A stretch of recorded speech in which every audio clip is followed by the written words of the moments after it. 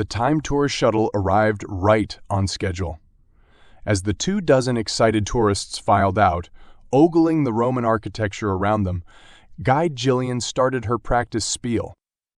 Welcome to the year 63 BC. I'm Jillian, and I'll be your guide as we explore ancient Rome together.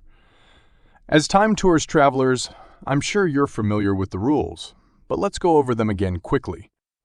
The group quieted down as Jillian reviewed the regulations governing their jaunts into the past. No interrupting major events, no leaving trash behind, no risky interactions. The tourists nodded along impatiently, eager to snap photos of Caesar's Rome. After the briefing finished, Jillian led the visitors through the streets, pausing occasionally to highlight a temple or mosaic. Marcus, a lanky teenager near the back, grew bored quickly. He had only come on this trip because his parents loved history and thought it would be educational. Peering into the shadowed recesses between buildings, Marcus spotted a small chest lying discarded in the dirt. He slipped away from the oblivious group. His hands trembled slightly as he opened the chest and saw a pile of shiny coins inside, intricate sculptures glinting.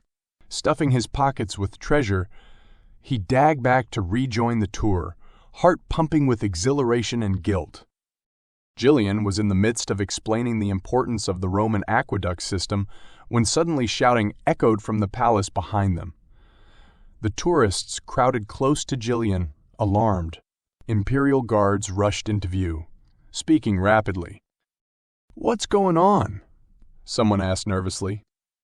"It's..." Jillian paled. "The Emperor has been murdered. We need to leave. Now..." Chaos erupted. As Jillian tried to hustle her group back to the shuttle departure point, citizens flooded the streets around them, wailing. Under the cover of confusion, Marcus slipped coins into outstretched hands, begging for money. Heart in her throat, Jillian activated her emergency recall device.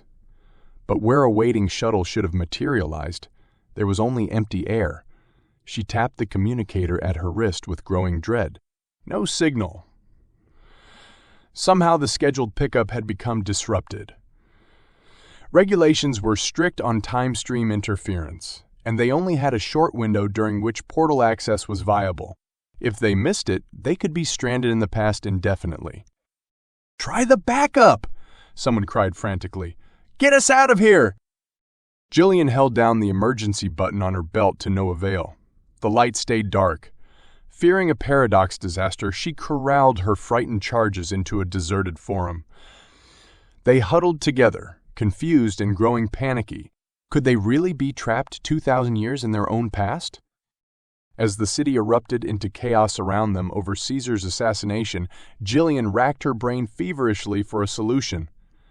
Every ripple they caused here could snowball into devastating changes to their future reality.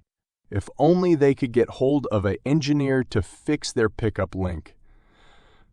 But all the resources she had at her disposal in the shining 26th century were useless here in the ancient world. Or were they? Jillian's gaze fell on the shuttle's emergency toolkit where it lay abandoned on the ground nearby. A reckless, dangerous idea took form in her mind. It broke 100 regulations. But if it worked, it could be their only chance. 6 tense hours later, Jillian's communicator finally buzzed as their tardy shuttle snapped into being before them. The engineer she had recruited turned out to be a surprisingly clever Roman inventor named Heron and his 2 apprentices. Offering them access to tools and polymers from the future, she explained the precarious situation. Though shocked beyond belief at first, the tinkerers then attacked the portal problem with gusto. Heart bursting with relief at the sight of the shuttle, Jillian and the tourists flooded inside.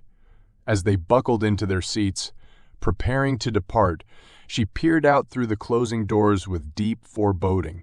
In the dark gaps between buildings, she could just make out Heron and his apprentices still tinkering with the remaining scraps of technology from the future. There was no telling what long-term impacts might now unfold in the timeline they left behind them, though this was still ancient Rome in many ways.